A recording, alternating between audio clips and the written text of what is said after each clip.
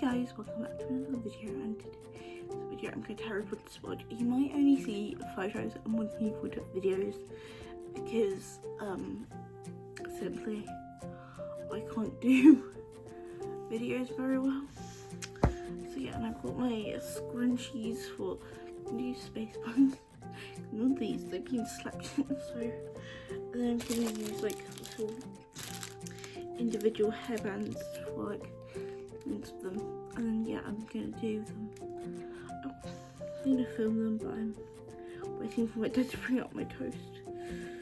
So yeah, I'll get back to you when I start filming and after I've eaten. So I'm gonna now do my hair. I'm not gonna film it, but yeah, I'm now gonna go and do my hair. So my hair's not ready. It's sticky over bits, so it's kind of annoying, but now I'm gonna go and get dressed.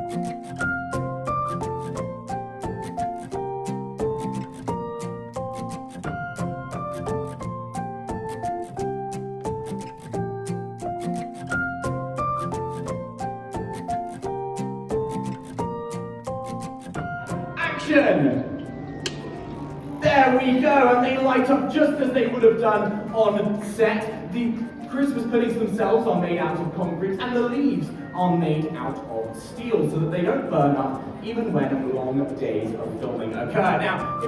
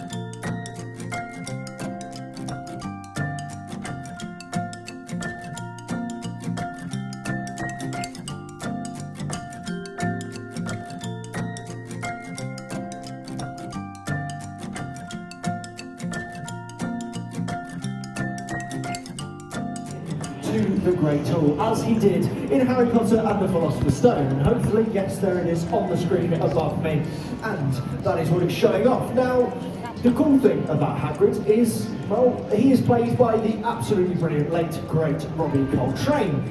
However, none of the costumes that you will see throughout your tour today that are Hagrid's are actually belonging to Robbie Coltrane. That is because he was a tall man, standing at about 6'1", 6'2", but that is not tall enough to play a half giant. And when I stand near him, being just under 6 foot myself, you can clearly see he is far taller than that. That is because that Hagrid is 7'6". So how do we do that? Well, they actually got in a size double.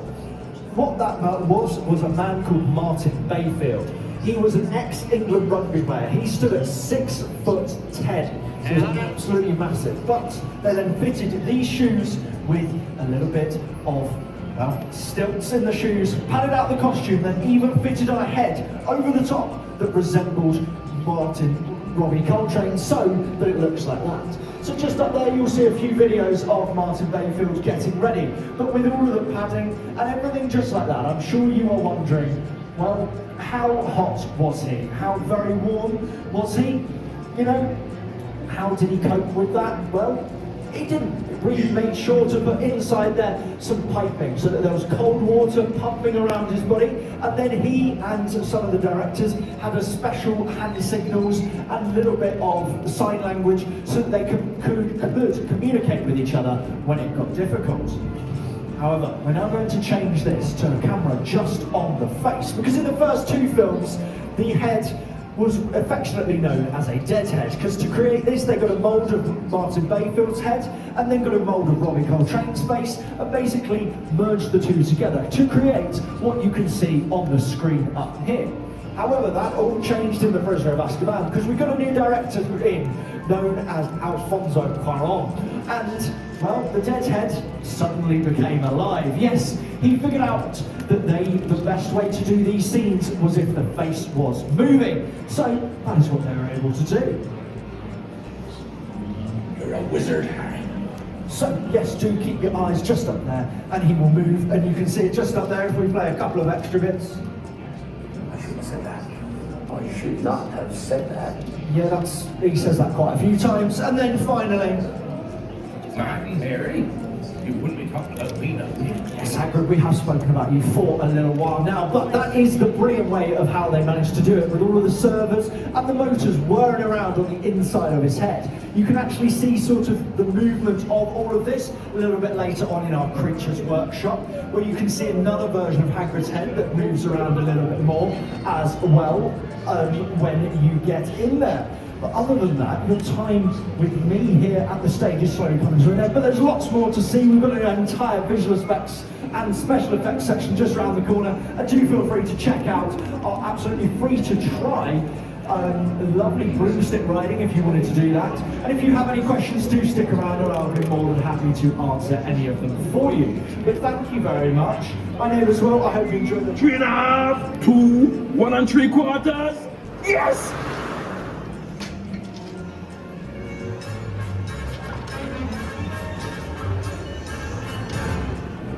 Mind your head. Hey guys, why the long faces?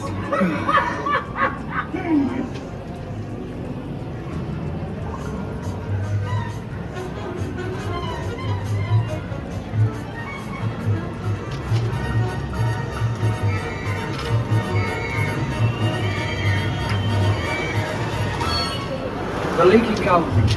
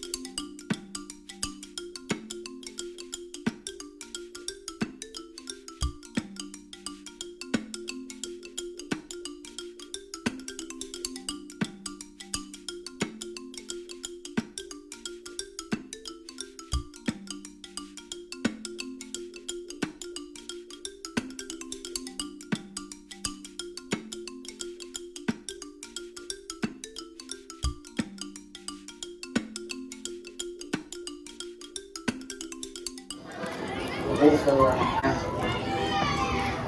a way of seeing the beauty in others, even that perhaps most especially when that person could not see it for himself.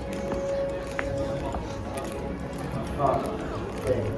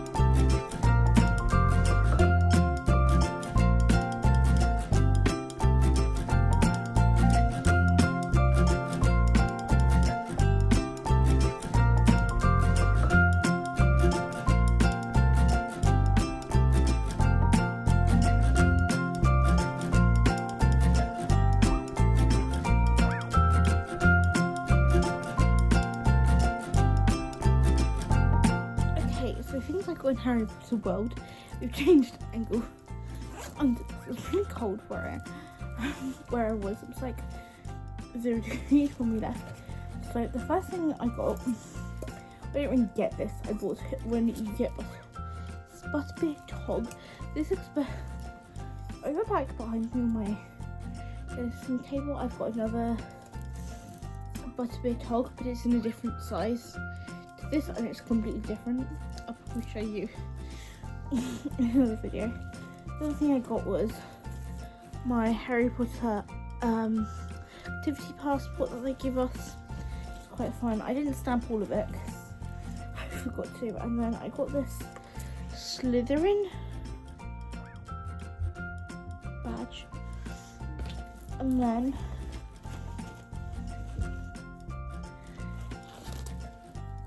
I got this physical ticket, which is really cool because I'm going to be keeping that, and this is just, so yeah.